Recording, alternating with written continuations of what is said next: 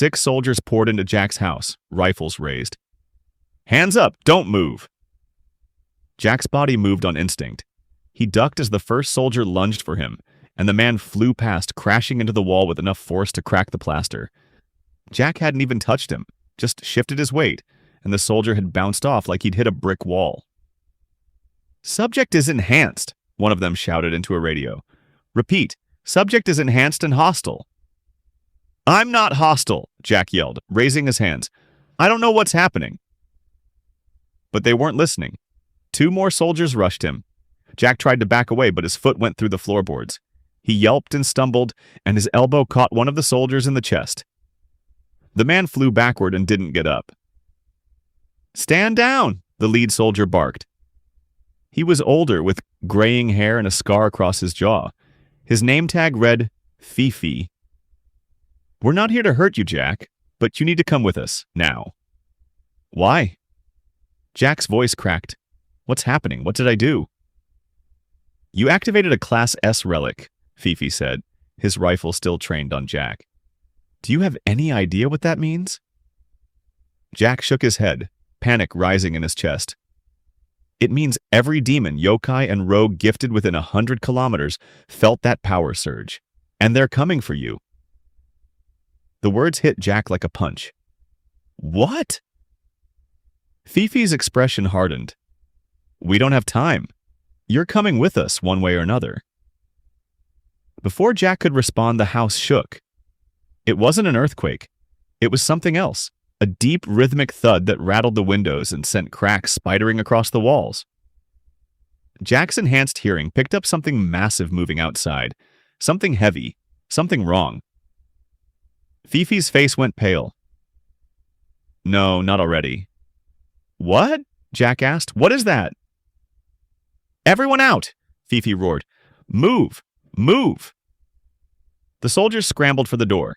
Jack didn't need to be told twice. He bolted after them, his new body moving faster than he'd ever thought possible. He cleared the doorway just as the roof caved in. Outside, the morning sun had vanished. A shadow loomed over the street, blotting out the light. Jack looked up and his breath stopped. It was massive. Easily 3 stories tall, with skin like cracked stone and eyes that glowed molten red. Its body was vaguely humanoid, but wrong. Too many joints, too many limbs, a mouth that split its face nearly in half. Horns curved from its skull, and when it breathed, the air shimmered with heat. "A yokai!" "Run!" Fifi screamed. The creature's eyes locked onto Jack, and it smiled. "Jack, Boateng," it rumbled, its voice like grinding stone. "Son of the thief! You will tell me where your father hid the scroll of Ida." Jack's legs wouldn't move. His father. The scroll. This thing knew. The yokai took a step forward and the ground cracked beneath its weight. "Speak, boy, or I will tear the answer from your bones." One of the soldiers opened fire. Bullets pinged harmlessly off the yokai's hide.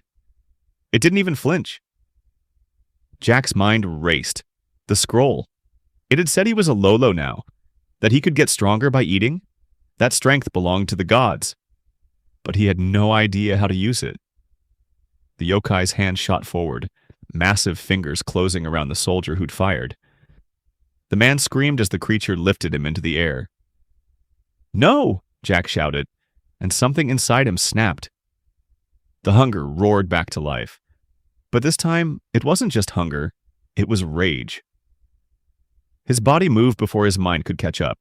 He launched himself at the yokai faster than he'd ever moved, and his fist connected with its wrist.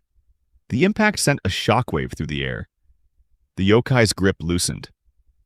The soldier fell, and Fifi caught him, dragging him to safety. Jack landed in a crouch, staring at his own hand. He'd felt that. The transfer of energy. The conversion of mass into raw force. His stomach churned, the food he'd eaten burning away as fuel. The yokai turned its full attention to Jack. Its smile widened. Interesting. The son has inherited the gift after all. Jack's heart pounded. He had no training, no control. Just instinct and a body that felt like it could explode at any second. The yokai raised its fist and brought it down like a meteor. Jack dove to the side, the impact cratering the street where he'd stood. His enhanced speed saved him, barely. He rolled to his feet and ran, not away from the creature, but toward it. If he was stronger when he ate and using his power burned through that strength, then he needed to be smart. Conserve energy. Strike when it mattered. The yokai swung at him again. Jack ducked under its arm and leapt, grabbing onto its shoulder. The creature roared and tried to shake him off, but Jack held on, his fingers digging into the stone-like skin. He didn't know what he was doing, but he knew one thing. He couldn't let this thing destroy his home. Couldn't let it kill these soldiers. Couldn't let it find whatever his father had hidden. Jack pulled back his fist and slammed it into the yokai's face. The creature staggered, and for the first time, Jack felt something other than fear. He felt powerful. But then the yokai's hand closed around him, and Jack realized his mistake. He was strong, but he wasn't strong enough. The creature squeezed, and Jack screamed as his ribs creaked. His vision went white. He could feel his energy draining, his body trying to compensate, trying to burn through the reserves he didn't have. The scroll's words flashed in his mind. Energy, 410. He was running out. "Tell me where the scroll is," the yokai hissed, bringing Jack up to its face. "Or I will crush you and search your corpse." Jack gasped for air. His mind raced. The scroll. It was still in the house. If the yokai found it... "I don't know," Jack choked out. The yokai's eyes narrowed. "Then you are useless." It reared back to throw Jack into the ground. A gunshot rang out. The yokai's head snapped to the side and it roared in fury.